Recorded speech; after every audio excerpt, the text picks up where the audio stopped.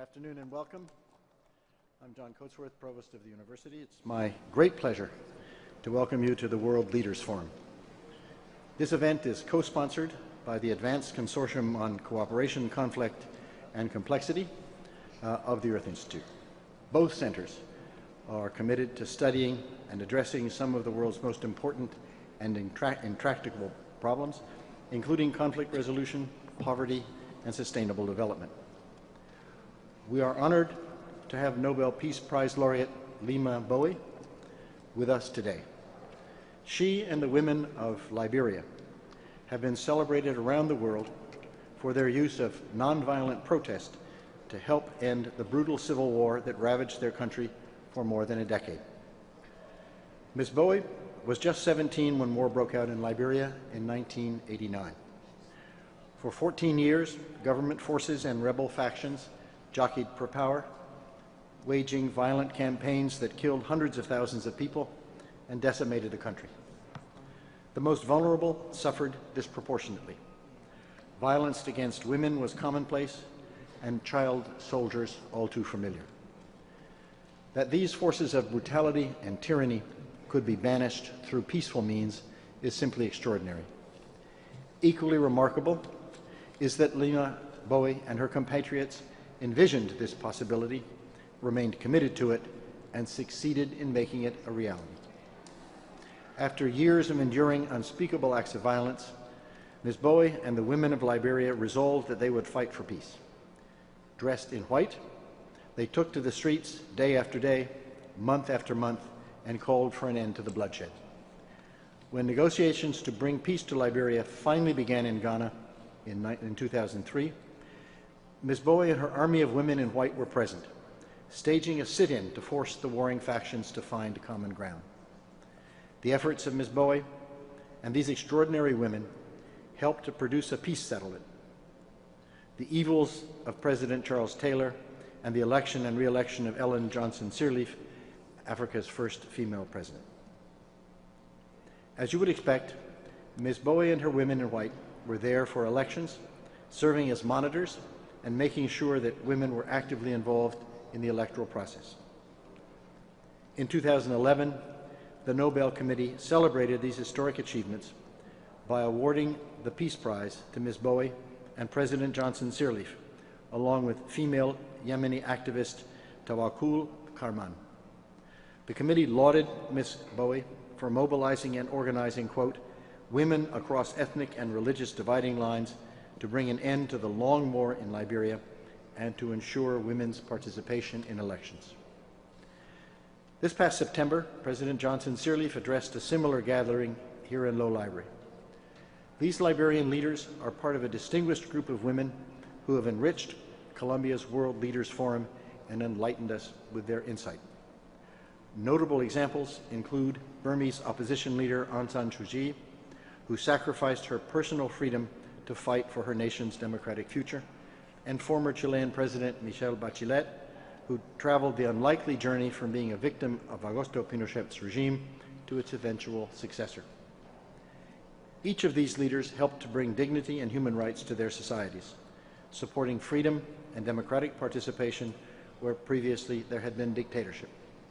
Today, Ms. Gbowee devotes her time and energy to the Gbowee Peace Foundation, which provides scholarships, workshops, and other educational opportunities to young people to help give the next generation of Africans the tools to take up the reins of government. It is her profound wish to transform the political culture of the region into one that is more open, inclusive, and parliamentary. Among her guiding stars is this quotation from Harriet Tubman, quote, if you're hungry, keep walking. If you're tested, keep walking. If you want a taste of freedom, keep walking. It is a fitting sentiment to associate with our guest, for it perfectly captures the tireless efforts she has made to bring us closer to global democracy and true gender equality. Please welcome Nobel laureate Leymah Gbowee.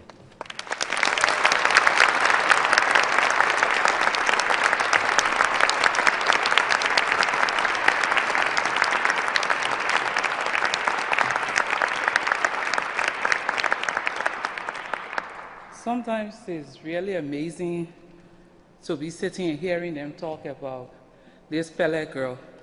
And most times it's like, who are they really talking about? Someone asked me once, what has fame done for you? I said, I don't see myself as a famous person.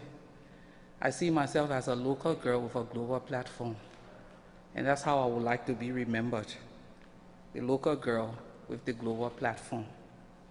Distinguished ladies and gentlemen, President Bollinger, Dean Coatsworth, faculty and staff of Columbia University, I'm humbled and honored to be here today at this Global Leadership Forum. I'm grateful to God for this opportunity that many who have greater intellect than I do should be standing at, but it's by His grace and mercy that I find myself here. Thanks for inviting me, and I hope that our time together will be worth your while, as it's a very cold evening. I guess many people would rather be sitting by their fireplace and sipping on a glass of wine. As a young child, I was a very keen listener to many adults' conversation. My mother tells the story of me as a 6-year-old. She came from work, and I said to her, Mama, today Moses is going to catch his wife. And she said, catch his wife doing what? He said, catch his wife. I had listened on a conversation between two women about another woman cheating on her husband. And my keen ears and my fast mouth decided I could repeat that story to this man. So innocently, I sat with him and said, Moses, go to that room. That is where your wife studies every day. And the women were saying, she says she goes to study, but she's not studying, and one day her husband will catch her. So I told him she's studying in that room, and told my mom he's going to catch her. And my mother said in less than 10 minutes, she heard all of the commotion. And indeed, this man had caught this woman sitting in a young bachelor's room in a very compromising position. I brought tensions from my ears to my mouth, as they would say. I have a 3-year-old now that many days I wonder, whose child is this? From her ears to her mouth. Sometimes, as this young, keen listener, my ears will pick on the politics of our time. What was happening in government? What was wrong with leadership? My political consciousness was awakened on the morning of November 15, 1985. At the age of 13, my mother entered our bedroom. We were 5 sisters and we shared one room, and said, let's pray. We've never seen her enter our bedroom in a friendly manner. She either entered to pour cold water on you because you've slept too long, or to whip you because you failed to wash the dishes at night. But when she walked in the room solemnly, even though we woke up and was awaiting something, when she said, let's pray, it was like, thank you, Jesus. There has been a coup. The Doe government has been overthrown, and your dad is on duty at the National Security Agency. Let's pray. Because she knew what coups in Africa during those days meant. From 6 a.m. to 12 noon, we watched our mother go through the difficult period of being loyal to a regime that her husband worked for, or being loyal to an ethnic group that she belonged to that was claiming the victory for the coup. She chose to be loyal to the regime and asked her relatives to please leave her house with their jubilation. I still remember that day like yesterday. Over the next few weeks afterwards, I would sit and listen to university students talk about this regime who were able to make a comeback, how they failed the Liberian people. They failed in what they promised to do. The key words that these young university students used most of the time were leadership and corruption. Most times, their conversations centered around the looming leadership crisis in Africa and the frustration of the military across the continent, which was evident in the surge of military coups in those years. So from 1961 to 2004, there were 80 successful coups in Africa, 181 failed coups. Civil wars replaced the coups, and in many parts of Africa, beginning from the late 1980s, the barrel of the gun was the way to deal with this looming leadership crisis. Probably only 3 countries on the entire continent can boast of being spared the tragedy of coup or a civil war. Scholars like yourself in Colombia here, and many politicians have done tons of research to attempt to understand the issues of uprising in Africa and the leadership crisis on the continent. To date, all points to a major source: poor accountability and lack of responsibility in all spheres of our African leadership. Join me as I attempt to proffer some grassroots perspective, because that's what I know, on the leadership crisis in Africa. The theme I've chosen for today: true leadership requires accountability, the way forward for new African leadership. It is no secret, distinguished ladies and gentlemen, that poor leadership has been the reality of the history of modern Africa. The World Bank estimates that corruption costs the continent over $148 billion annually. This pandemic is primarily not just from the head, even though we say the fish starts to head from the rat from the head. It runs down in different sectors and institutions on the continent. The same World Bank conducted a study on something they call silent corruption. And silent corruption includes acts committed by low-level employees that siphon away resources intended for beneficiaries. The report revealed that in 2004, 20% of teachers in rural Western Kenya would not be found during school hours, even though they were taking salaries. The situation is not so different from many schools in Liberia and other parts of Africa today. Poor control of producers and wholesalers levels resulted in 43% of analyzed fertilizers sold in West Africa lacking the expected nutrients, meaning they were basically ineffective. More than 40% or 50% of drugs sold in Nigerian drugstores, and I'm sure there are Nigerians here, don't pelt me with eggs yet, in the 1990s were counterfeit, according to some studies. The long-term effect of silent corruption is that it is as impactful as the loud corruptions. This led the World Bank to conclude a child denied proper education because of absentee teacher will suffer in adulthood with low cognitive skills and weak health. The absence of drugs and doctors mean unwanted death from malaria and other diseases. And we can go on to name some of the things that happen as a result of silent corruption. As we look at corruption in smaller spaces in Africa, I can comfortably say Africa has a looming leadership crisis based on lack of accountability, and a lack of responsible leaders.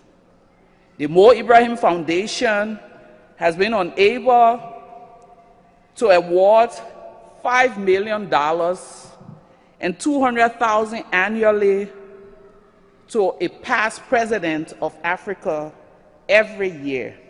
Their last award was 2011, preceding award years 2007 and 2008. As we say in Liberia, this is truly sorrowful. Many leaders have retired, and we still cannot find one every year worthy of a prize that crystallizes his or her legacy. It shows that we as a continent are in serious trouble when it comes to leadership. The question we must ask ourselves is, what kind of leaders do we have?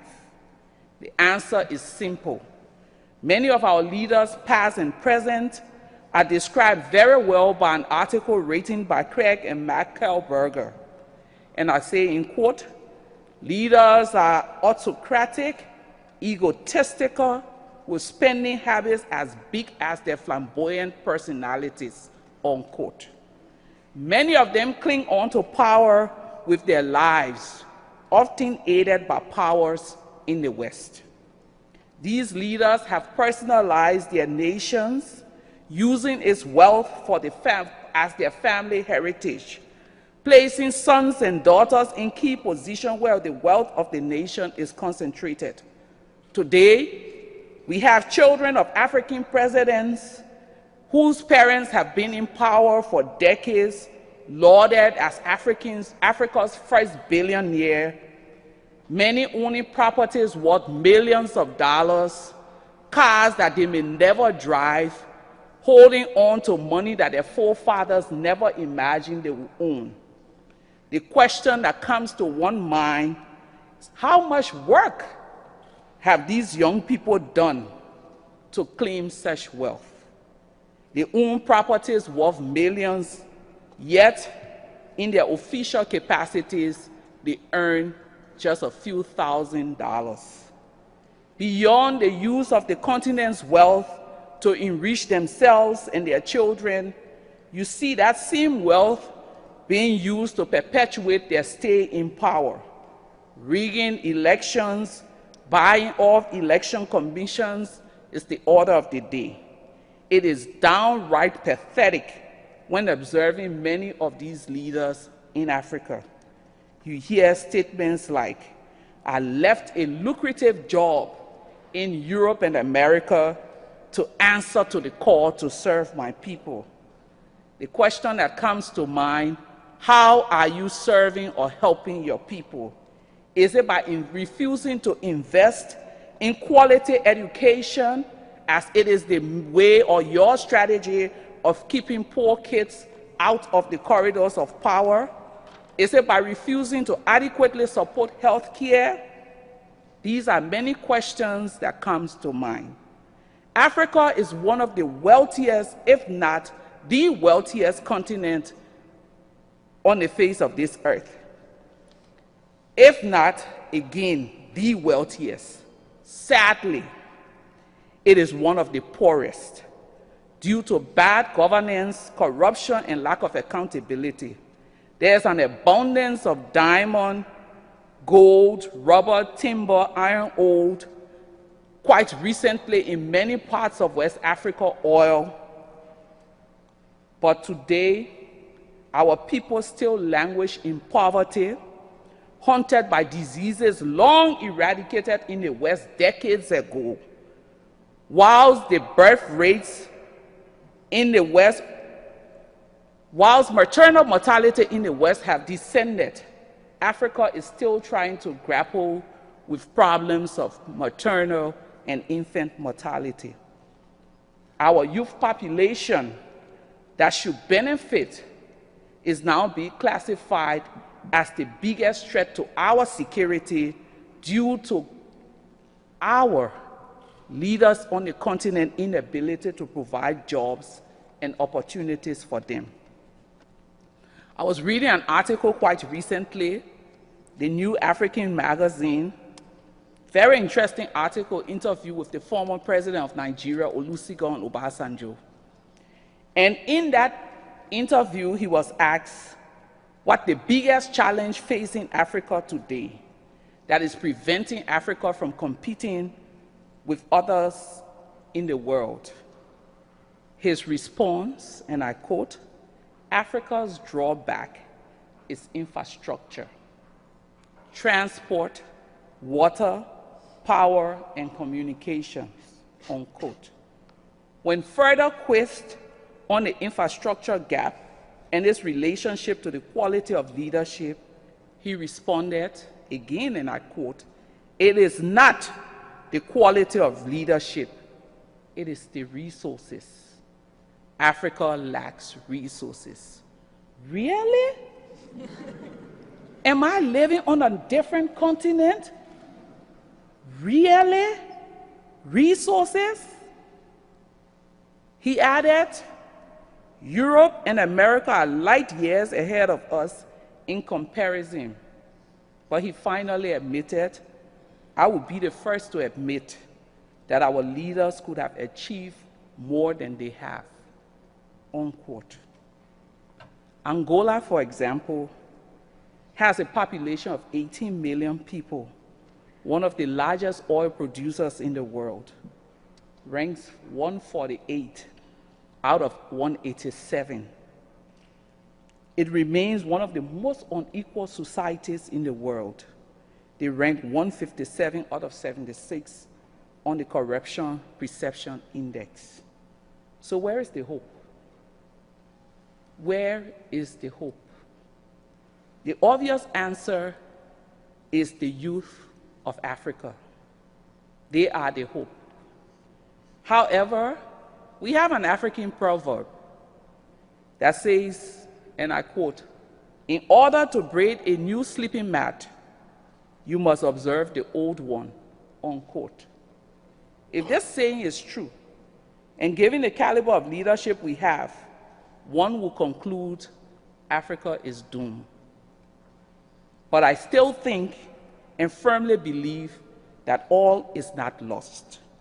I think the way forward for new African leadership is shifting our focus from loud leaders to silent leaders. Leaders who are not captured by the press, but who are in communities making the difference with little resources and commitment. We are so familiar, a lot of us in this room, with the documentary Pray the Devil Back to Hell, the story of the Liberian Women Mass Action for Peace. There are some parts of that story that will remain buried or told as an anecdote, as I'm about to tell you. The women, in partnership with the UN mission in 2003, got involved with sensitizing communities about how and what to do in terms of taking guns away from the boys. We got sick and tired of seeing, and I mean this in no racist way, white men climb into helicopters and throw flyers down into villages telling people what to do on Disarmament Day. Half of these people could barely read, and they saw these papers as blessings from above. We went to them and said, as women of Liberia, we want to be in charge of sensitizing our communities on what is going to happen. So we went into most of these communities and started taking guns from the boys, going to the UN peacekeepers, taking trucks into communities and taking guns back into the points of disarmament. In one of the communities, the community had ostracized the boys from the larger community. We had gone in one weekend with the help of the Catholic Church, brought these groups back together and said to the community, peace can only reign if these young people are allowed to come back and coexist in this community. We took the guns from these young men, packed them up in bags. On the day of disarmament, transported the guns to Monrovia, promising the young boys that when it was time to pay for their guns, we will be there.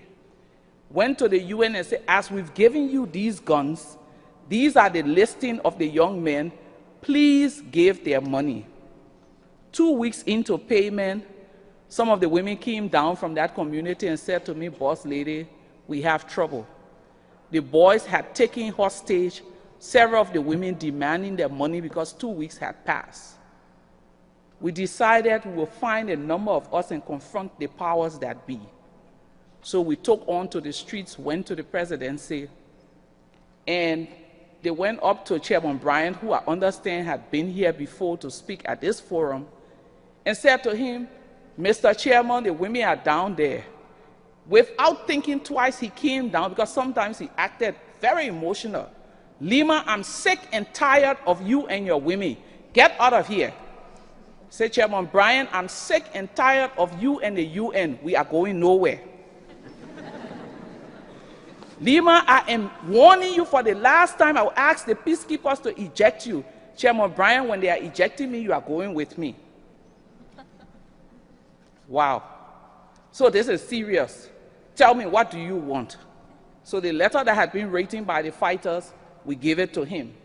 "Sir, we have some of our women that have been captured by the fighters, and we will not leave this place until they are released. Get me ambassador this, get me ambassador that, get me ambassador the other." In 10 minutes, we were surrounded by those who were deciding the fate of the disarmament in Liberia. Everyone in that room were boys in black suits with ties. I mean this in a good way, President Bollinger.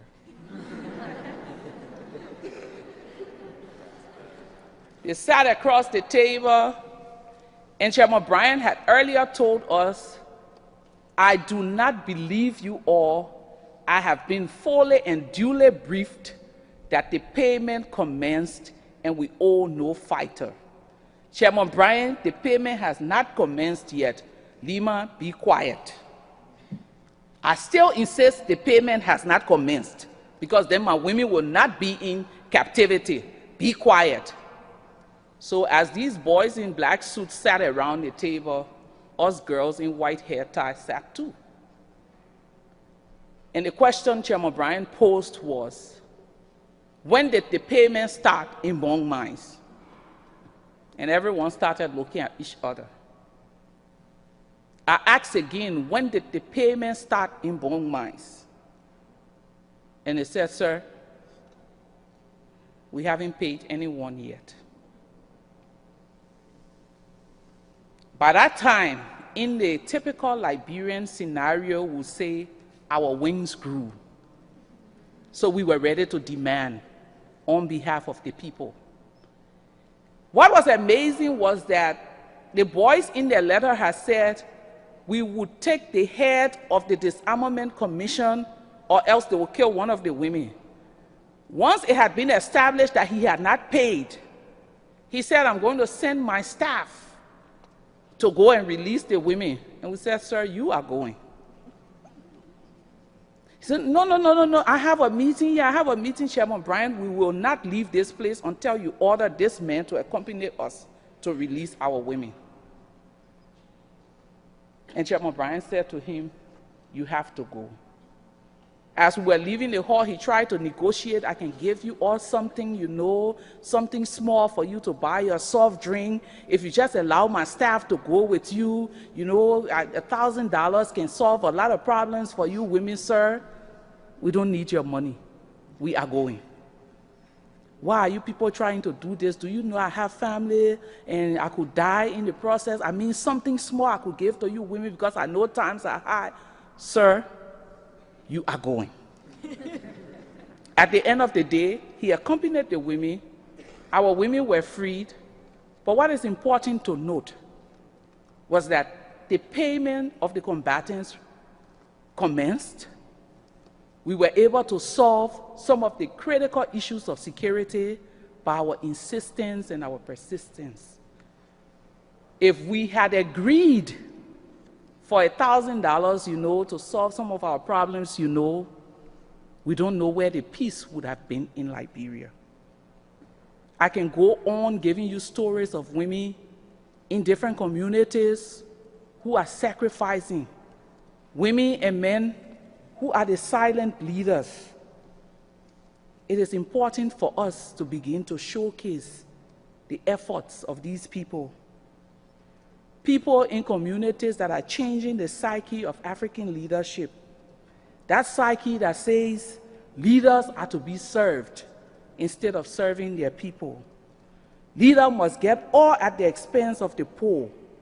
Leaders must not allow honest and open dialogue and must see every constructive criticism as subversive activity.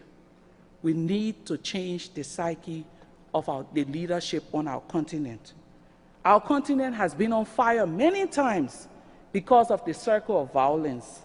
We must showcase those leaders who espouse the true meaning of generosity of spirit.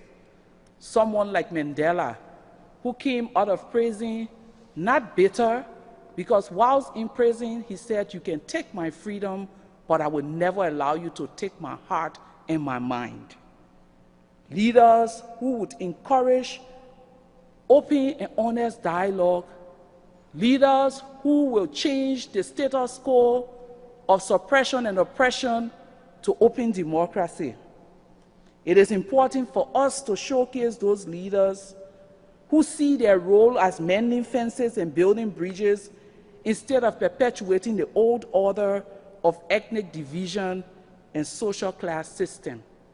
Until we change the psyche of leadership in Africa, we will continue to see what we currently have. And some of the things that we see on a daily basis is truly pathetic.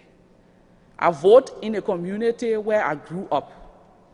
And I love to go and vote in that community because my grandmother lives there, gave me opportunity to talk to this 93-year-old woman who is a firm supporter of President Sirleaf, unwavering supporter of her, but who has a mind of her own when it comes to politics.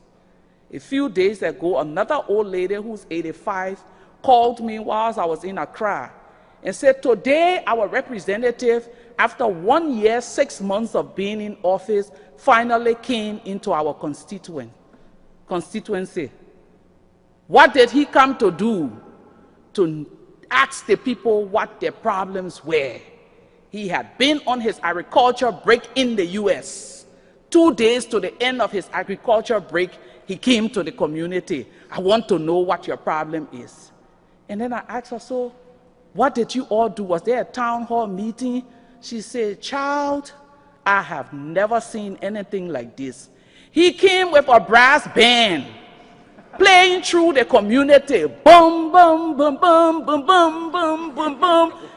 Greetings, my people. Thank you for electing me. Boom, boom, boom, boom, boom, boom, boom, boom, boom. Greetings, my people." And then I said to her, "Oh, lady, what did you say?" She said, "I told the fool to get out of my face." 1 year, 6 months after elections, you come to the community that voted you in office with a brass band. Greetings, my people. This is a community with one of the highest unemployment rates of young people. A community where rape has shaken. The death of many young girls as a result of rape has been taken on the media. People are talking about it. Maternal mortality is also very high. Schools in this district are poor when it comes to education, and you come with a brass band? Are you kidding me? This is the psyche of leadership in Africa. I am, and there's no one else. And if we must see a change, we need to start changing the mindset. Mindset that when he comes with his brass band, buy all of the eggs in the market and pelt him away instead of cheering him on. Mindset that when he brings his few dollars and few bags of rice, you will send him back to wherever he came from. Until we change that mindset of the way leaders are viewed and worshipped, we will continue to see brass band when we're supposed to see developed schools and hospitals. The second way forward is civil society in Western countries need to start holding their governments accountable for their hypocrisy when it comes to the leadership crisis in Africa. I repeat, civil society in Western countries need to start holding their governments accountable for their hypocrisy when it comes to the leadership crisis in Africa. How do you justify supporting a president that is known to be responsible for the death and destruction and overwhelming rape of their neighbors in the name of natural resources, whilst condemning another for shooting up his people? How can you condemn one group of presidents whilst putting another group of African presidents with similar characters on a global pedestal? In my grassroots book of Justice and Fair Play, death and destruction has the same face, regardless of your diplomatic policies.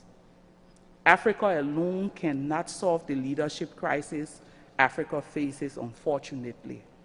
Whilst the greater burden lies on us as Africans, the Western world, specifically civil society groups, also have a role to play. It is high time you begin to challenge some of these relationships, or you too will feel or are already feeling the burden of our sick leadership crisis in your part of the world. How? Billions in aid to Africa, money that could be used to solve some of your domestic problems. High migration rate, jobs intended for some of your own going to some of the brightest minds, moving from the continent to here. I could go on listing the rippling effect on your communities. As we lay down the old mat to break the new map, we must endeavor to use the designs of the silent leaders, leaders accountable to their constituencies and responsible for their actions, leaders who have rejected the status quo of yes, sir, and don't ask me any questions. Leaders who have committed their lives to the fight for social justice. Leaders who have vowed not to compromise their principles and the faith that their communities have put in them at getting a few thousands of dollars into a Swiss bank account. Leaders who know they are the faith and the hope of their communities. Leaders who see themselves and understand that they are the future of their communities. I was more than happy a few months ago when Archbishop Tutu was awarded the Mo Ibrahim Special Award for speaking truth to power. He and many more individuals are the silent leaders of our time, people who have dedicated their lives. It's time that we show and continue to shine the spotlights on those leaders because they inspire the hope for Africa's leadership future. I thank you.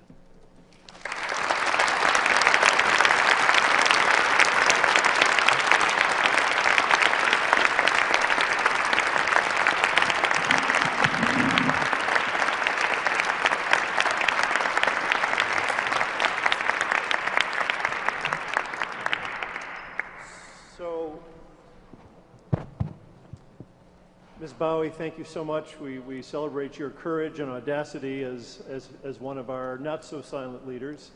We will take questions from the audience. If people would like to line up, there are 2 microphones on either side.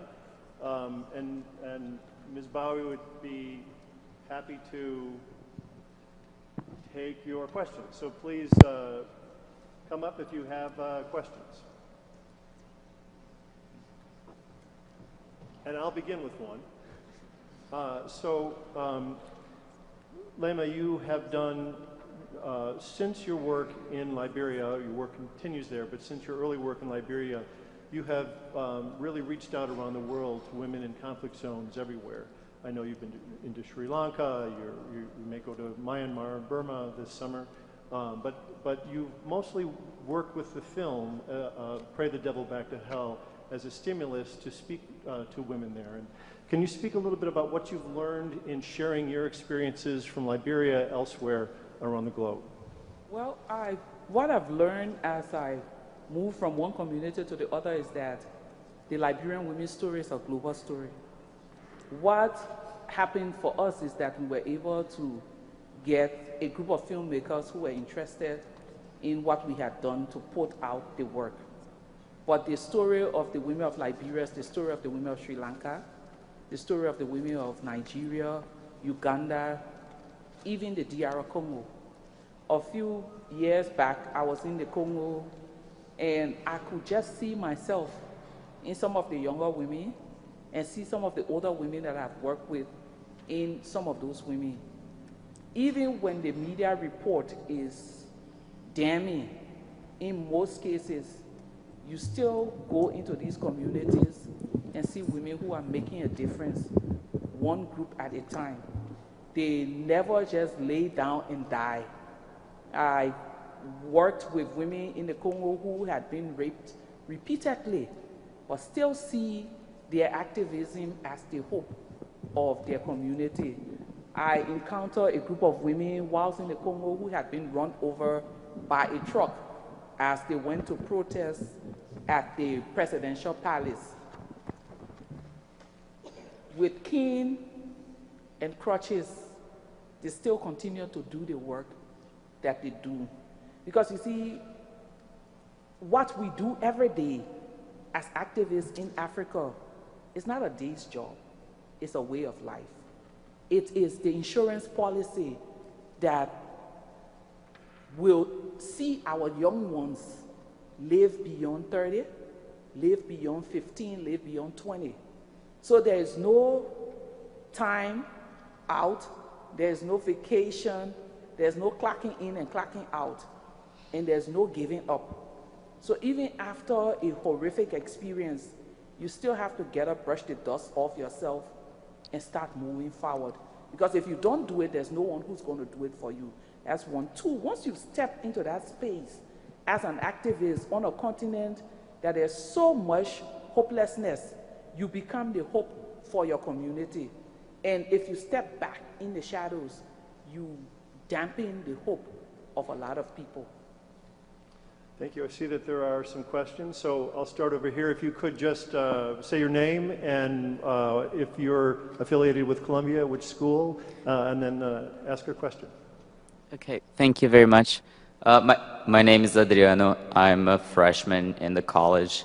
And the question I wanted to ask regards the natural resource part of your speech. I study political science here, and many political scientists keep arguing that there's like a natural resource curse in Africa, then that is the real root of all the lack of accountability and the generated incentives that African politicians have not to concern themselves with the people and just behave in a very rentist and self-optimizing way.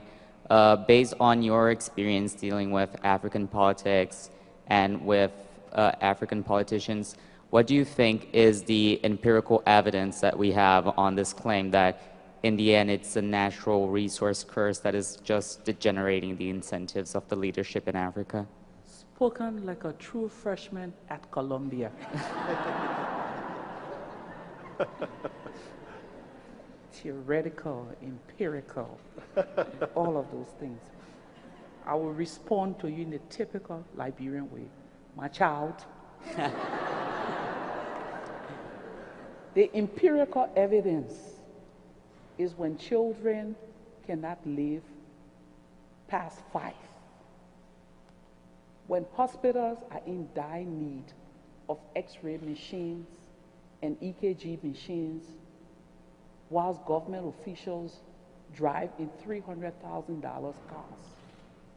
The empirical evidence or the empirical evidence is when 994 women out of 100,000 die whilst giving birth to children. When communities in the capital city have no access to clean drinking water, and you have a handful of people drinking champagne as they eat. That's the evidence. But beyond that, if you're looking for facts, most of these leaders put their children in charge of these very lucrative resources.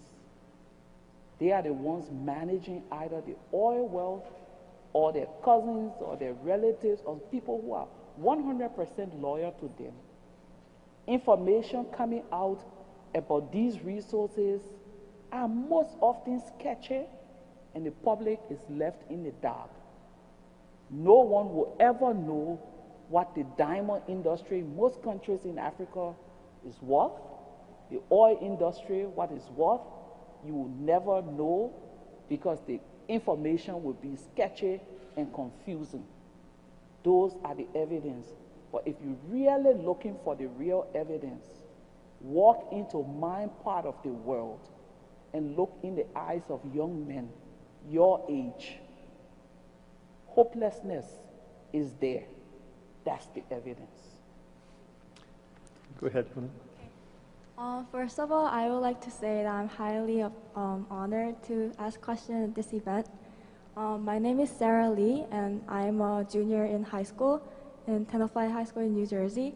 And I'm here as a youth press from Business Magazine. My first question is simpler, I guess. Is what is your future plan in order to spread your movement, and what do you want from the international society to support you? Future plan, I love my day's job. I love going to communities, whether it's in the Bronx in New York, or whether it's in Liberia or Ghana, and working with young women who have so much potential, and just using my story to inspire hope.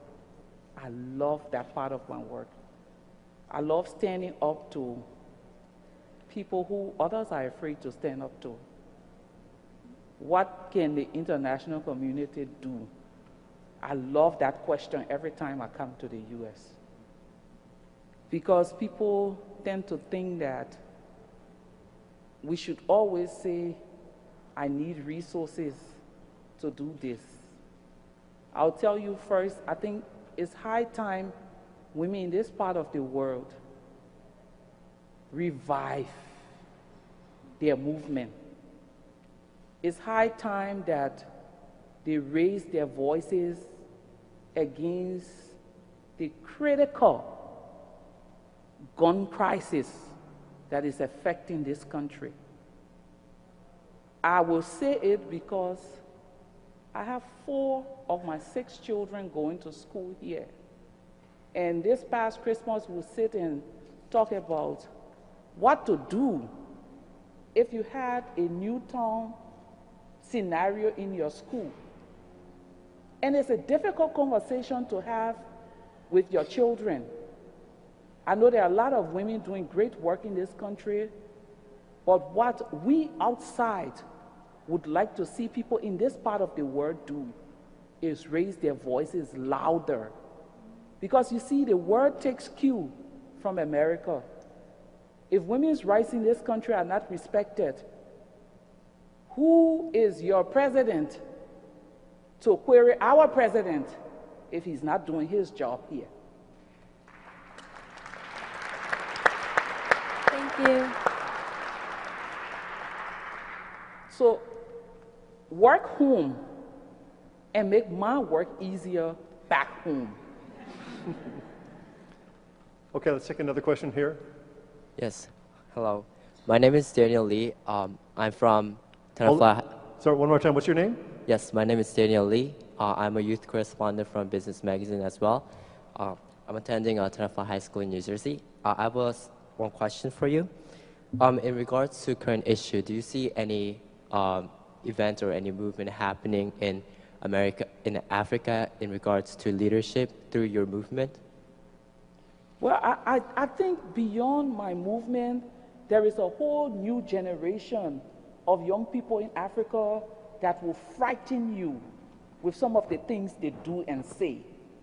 You ask yourself, are these really young people? Is this fearlessness has taken over the continent? And many of our young people, the beauty is that the barrel of the gun is not an option anymore. A lot of these young men and women are saying to themselves, we'll use our intelligence to confront the evils of our times. We may go to prison, we may get taken out of jobs, but we will still, no one would silence us. And that's something that is comforting to me when you've done a little bit of work and you see a group of young people coming after you and saying, we will do 100% more than what you've done. It's a real comforting feeling. The question or what we need to do now is, as these young leaders emerge, how do we find mentors to get them to the place where they continue to think about the others and not themselves? People who will not just take government jobs and forget about why they started the fight in the first place. Many times I get questions like, are you living in the US? And my answer is, are you serious? I have no legitimacy in this environment. My legitimacy is by interacting with the grassroots community back home. I can take messages from the young people who have been out of high school since 2002, but lack opportunity to go to university, back to here, to make young people here appreciate what they have, and to start focusing and take messages back from here there. But the most important thing for us now is to mentor those young people in Africa who have the fire and the desire to serve their countries. And I may not just say Africa, because even in the diasporan community, you find many young Africans saying, I want to go back, I want to be able to give back to my community. That is the spirit. Thank you. Go ahead. Good evening. I'm Victoria Neji. I'm a junior in the engineering school studying applied math.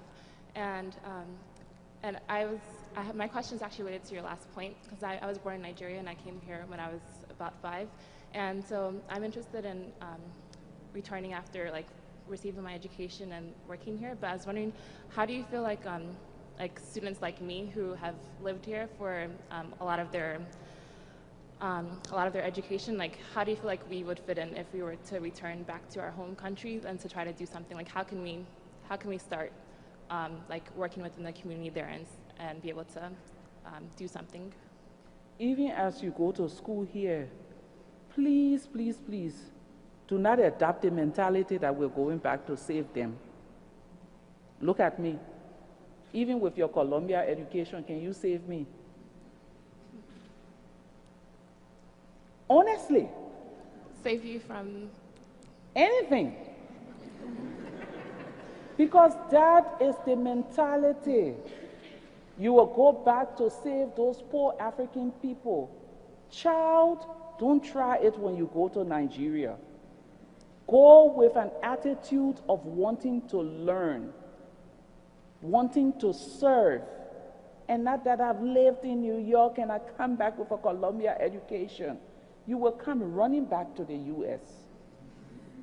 If you go back with open arms that, let me start from this local high school, and not because I have a Columbia education that I'm going to be assistant to the finance minister. You start from there, you understand what your people are going through, and then you will grow into your community. At the end of the day, it's not you who will be needing to validate your being there. People will be asking you to stay because you have established a presence there. That's the attitude. But most times here, they make people to understand that you're going there with the savior mentality. We are going to teach them how to have clean drinking water, teach them how to drive mosquitoes away, teach them how to do safe sex, teach them how to not have many babies. We're going to save Africa. Please don't go with that mentality. Go with, I'm going to engage with my continent. Learn in the process of serving. Thank you.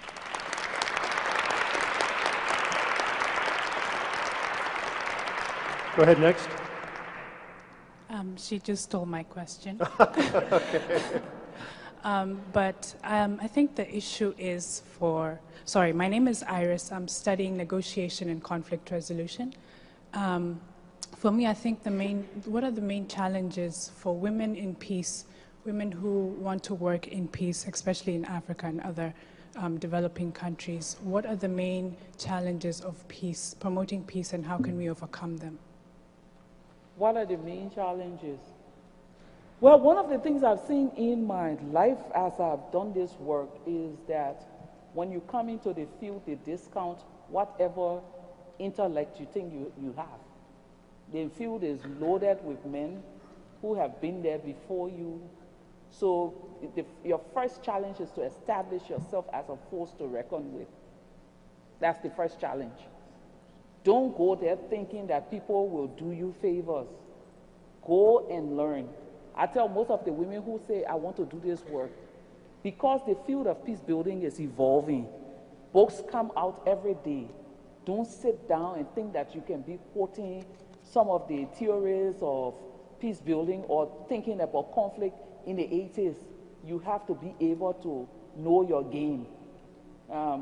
Most times, I'm going to make a very, I'll pass. Oh, no. But you have to, that's one of the biggest challenge. Because you see, even from the level of the UN, when they're looking for negotiators and mediators in conflict, the first thing they say, we don't find qualified women. That's not true. You know, there are qualified women. And I think where we need to step out is to start really being loud about our qualification. You know, walk into rooms and intimidate the hell out of the men, you know, regardless of where you find yourself. And you can only do that if you know the substance of your work. That, for me, that is where I've seen the challenge. Most times, a lot of the women in the field don't want to read. They don't want to, especially at the grassroots level, they're still stuck at a place. We did this at this time, and that should be good enough to carry me. No. You need to keep moving with the changing time. Recognition is another challenge in this field for women. But hopefully, with the awarding of the Nobel Peace Prize to Tawaku President Sirleaf and I, it exploded the glass ceiling. So let's see what's going to happen later on. But it's still a work in progress, and you just need to establish yourself as a force in the field. Yeah. Thank you. Leymah, can we take a couple more questions? Sure. Go ahead. Hello, my name is Miki Noguchi. I'm a first-year MPA in Development Practice student at the School of International and Public Affairs. First, is there a way that we can get you to come and be a professor at SIPA? Because this whole lecture has been amazing today. President Bollinger, I was at the conference a few weeks ago. Do you know what you're requesting or requiring this university to do? Trouble, my girl. I am trouble. I am serious trouble. You see the look on President Bollinger's face? Please, no. We want our professors to be forces to be reckoned with, and I think that we found one. So my question is, what is your suggestion or advice? You mentioned earlier sort of the Western civil society, and so I wanted to ask you, how do you want development practitioners to engage with Africa in their policy and program design? Go to Africa and find out what the issues are. Don't sit in New York and design a development agenda for 5 years that is totally irrelevant to the changing times of Africa. You're not helping. You cannot help a group of people when you've already figured out in 5 years this is what will be killing them. It may be killing them, but They know another way around. I will tell you a story about one of the communities in Liberia that we heard about during the war. The women would walk miles to go and get water. And this NGO came, no consultation with the women in the community. They needed a hand pump. Bam! They built a hand pump in the middle of the community. 2 months later, the alcoholism rate amongst the women shot up. No one could understand. Families were in trouble. Husbands and wives were fighting. Domestic violence rate increased. Neglect of children increased. Then they came back to ask. And the women said to them, the walk to the stream was where we exhaled. That's where we talk about our problems, where we share our dreams, and where we spoke about our fears. You took that walk away. You took that space of expression away. We have nowhere to sit or gather and talk about these things anymore. So it's bottled up inside. Alcohol is the only way to solve this problem. Drink and forget your problems. Somebody passed through a village and saw the women carrying their bucket and said, those poor women, they need a hand pump. You cannot walk into my house and visit me one day with my 6 children and determine that this 3-year-old needs this, and the next day you show up with that. I may take it because of my financial situation, but it will not be effective in any way in solving the problem. So billions every year, aid organization, humanitarian organization quotes millions and billions of dollars that they put into communities. And you walk into those communities, you see little or no change. The old people in my country tell me the meaning of insanity is doing the same thing over and over and expecting a different result. Don't be that development worker.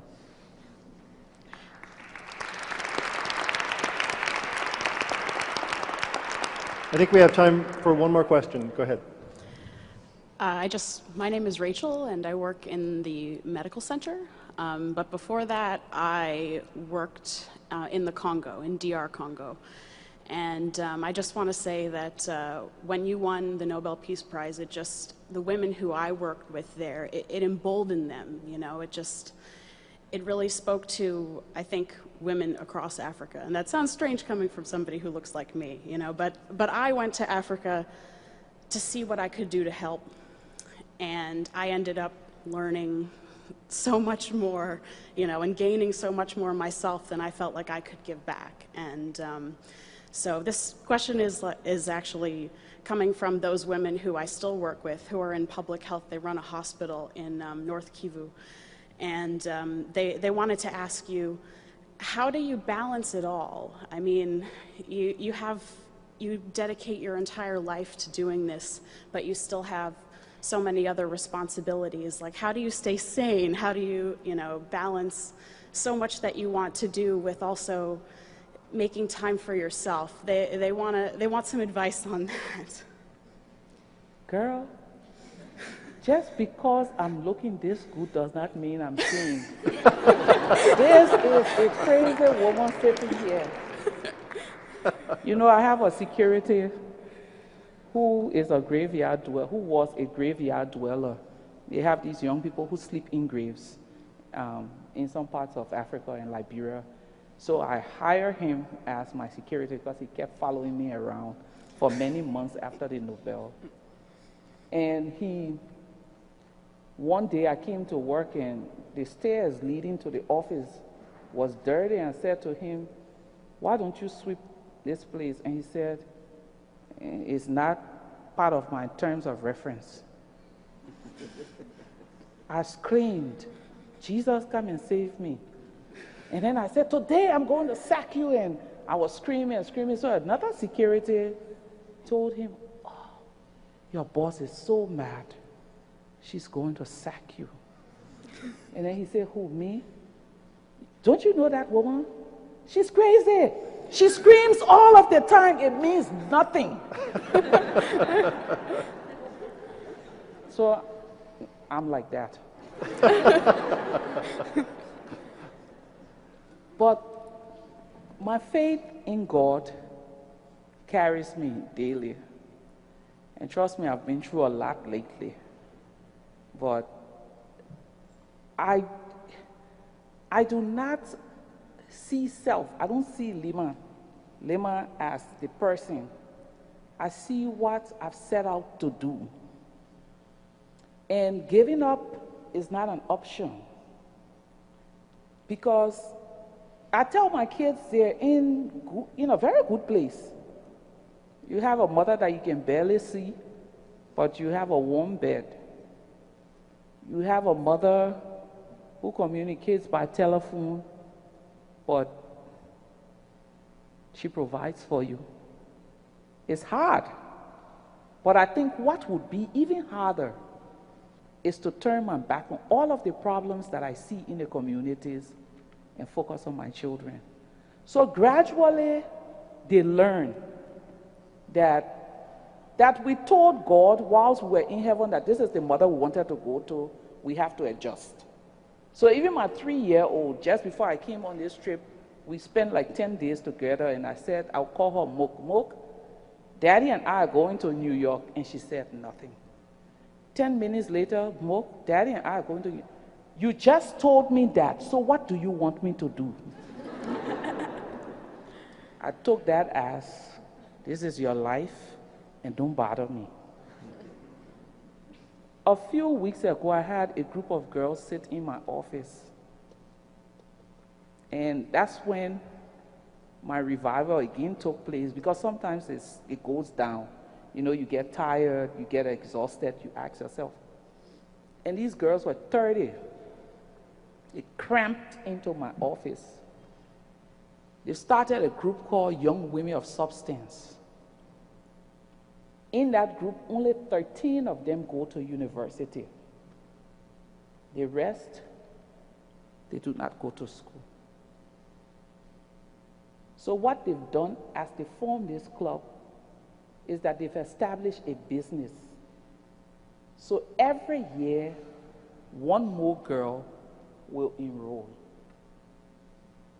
And they will help her.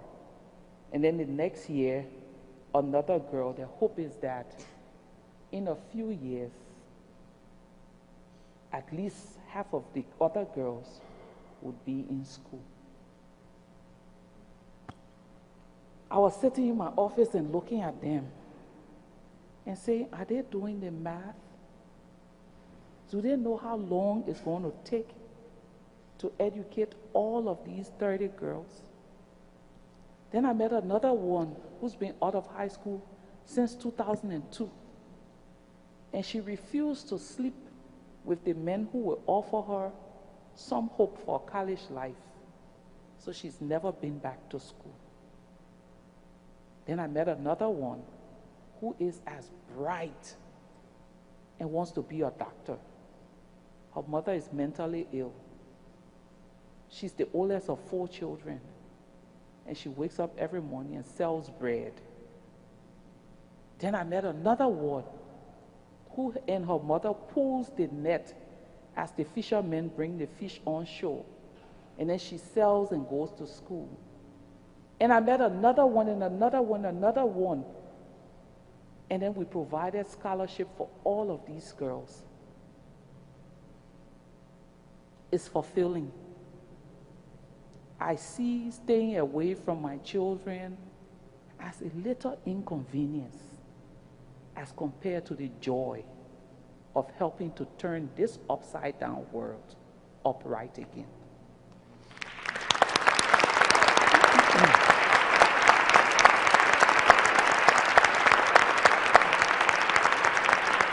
Well, Ms. Gbowee, or let me try Professor Gbowee. I think that has a nice ring to it. Yeah. Well. No.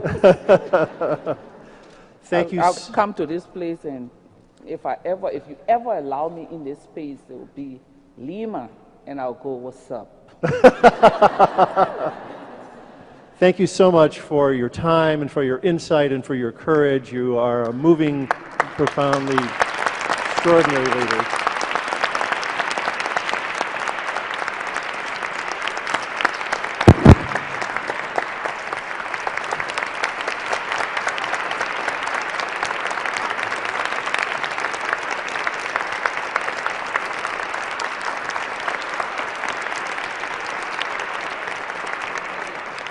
Now, I believe there's a reception, yes? There's a reception. Can someone help me with this? Faculty room. There's a reception.